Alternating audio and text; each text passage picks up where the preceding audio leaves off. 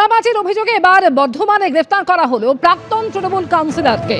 পুলিশের জালে বর্ধমান পুরসভার তৃণমূলের প্রাক্তন কাউন্সিলর সৈয়দ মোহাম্মদ সেলিম। আদালতে তোলার সময় তৃণমূল নেতাকে লক্ষ্য করে ছোড়া হলো ডিম, উঠল চোর চোর স্লোগান।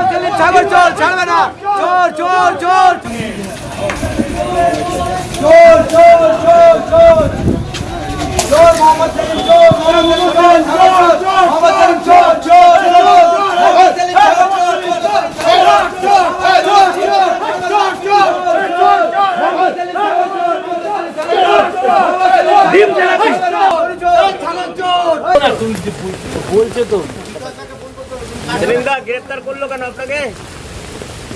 মিথ্যা মামলা।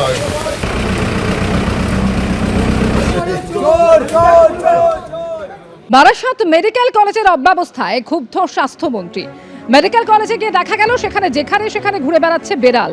হাসপাতাল ভবনের বিভিন্ন অংশে ছাদ ভাঙা এবং হাসপাতালের সাফাইয়ের অবস্থাও একেবারেই ভালো নয়। গতকাল সারপ্রাইজ ভিজিটে হাসপাতালে এইসব দেখে ক্ষুব্ধ হন স্বাস্থ্যমন্ত্রী শারদ মুখোপাধ্যায়। দায়িত্বপ্রাপ্তদের চিহ্নিত করে শোকজের নির্দেশ দেওয়া হয়েছে। 12 জনকে চিহ্নিত করে শোকজের প্রক্রিয়াও শুরু হয়েছে।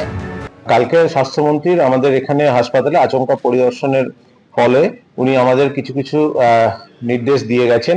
হাসপাতালের বেশ কিছু জায়গায় কয়েকটি জায়গায় লোকালি আর কি পরিচ্ছন্নতার অভাব দেখা গিয়েছিল, সেটা উনি আমাদেরকে দেখিয়ে বলেছেন এবং তার জন্য যথাযথ ব্যবস্থা নিতে বলেছেন। সেই হিসাবে সেই ব্যবস্থা এবং উনি যে বলেছিলেন যে যারা এর জন্য রেসপন্সিবল তাদেরকে বিরুদ্ধে যাতে তার কারণ দর্শানোর চিঠি করা হয়, তো সেই হিসাবে আমরা ব্যবস্থা নিচ্ছি। 12 জনকে শোকজ করছি এবং আমরা আবার উনি এটাও বলে গেছেন যে আমাদের অনেক কিছু নেই, সেগুলো আমরা বলাতে উনি আমাদের একটা ডিটেল প্রজেক্ট রিপোর্ট দিতে বলেছেন, সেটাও আমরা আজকের মধ্যেই ওনার কাছে পৌঁছে দেওয়ার জন্য চেষ্টা করছি।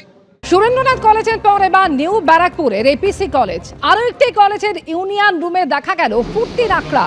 কলেজের ইউনিয়ন রুম থেকে মিলেছে আপত্তিকর বেশ কিছু জিনিস। আপত্তিকর জিনিসের পাশাপাশি উদ্ধার হয়েছে জড়ো করে রাখা লাঠিও। বৃহস্পতিবার ইউনিয়ন রুমে ঢুকে তালা দেয় ছাত্ররা, আর গতকালই বিক্ষোভ দেখায় এবিভিপি। ঘটনাস্থলে আসে নিউ ব্যারাকপুর থানার পুলিশ।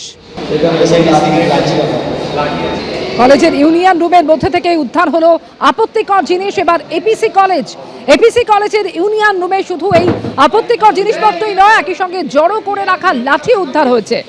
ঘটনার পর বিক্ষোভ দেখায় এবিভিপি এবং ইউনিয়ন রুমে ঢুকে তালাও দিয়ে দেওয়া হয়। যা উদ্ধার হয়েছে প্রশাসন ব্যবস্থা নেবে দাবি কলেজ কর্তৃপক্ষের।